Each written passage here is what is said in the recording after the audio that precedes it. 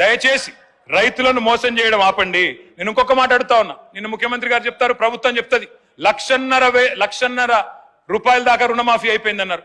కేసీఆర్ గారు మొదటిసారి 1,00,000 రూపాయలు రుణమాఫీ చేస్తేనే దానికి అయిందే 16,000 కోట్లు. మరి మీరు 1,50,000 చేస్తే ఎందుకు కేవలం 11-12 కోట్లు అవుతున్నది? ఇది రైతులకు తెలియదా? ఎన్ని కటింగ్లు పెడుతున్నారు మీరు? ఎంతమంది మీద ఆంక్షలు పెడుతున్నారు? రేషన్ కార్డుల పేరిట, ఫ్యామిలీ పేరిట ఎంతమంది ఇబ్బంది పడుతున్నారో గౌరవ ఎమ్మెల్యేలు మీ నియోజకవర్గాల్లో అడిగితే తెలుస్తుంది అధ్యక్ష.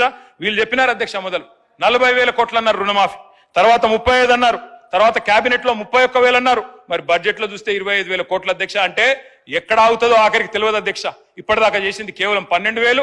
చారానా కోడికి బారానా మసాలా అన్నట్టు పత్రికల్లో ప్రకటనలు మాత్రం 2 సార్లు 3 సార్లు ఏకకాలంలో రుణమాఫీకి అధ్యక్ష. అధ్యక్ష ఇంకొక మాట నేను అడుగుతా ఉన్నా. హిపోక్రసీ అంటే, ద్వంద్వ ప్రమాణాలు అంటే, డోగ్లా పన్ అంటే ఏంది అధ్యక్ష? డబుల్ స్టాండర్డ్స్ అంటే అధ్యక్ష, పిఎం కిసాన్ వీళ్ళు ప్రతి విషయంలో కేంద్రంతో తలపడతారు. కేంద్రం మీద మొన్ననే ఒంటికాలతో లేచిండ్రు, యూనియన్ బడ్జెట్లు ఏమి ఇయ్యలే అని. మరి పిఎం కిసాన్ ఏదైతే రైతు బంధును కాపీ కొట్టి పెట్టుకున్నారో కేంద్రం వాళ్ళు, ఇలా దాని కండిషన్స్ తీసుకొని ఇవాళ రుణమాఫీ చేస్తామంటే ఇది అన్యాయం కాదా అధ్యక్ష? దయచేసి ఆలోచించాలని చెప్పి నేను పెద్దల్ని కోరుతా ఉన్నా.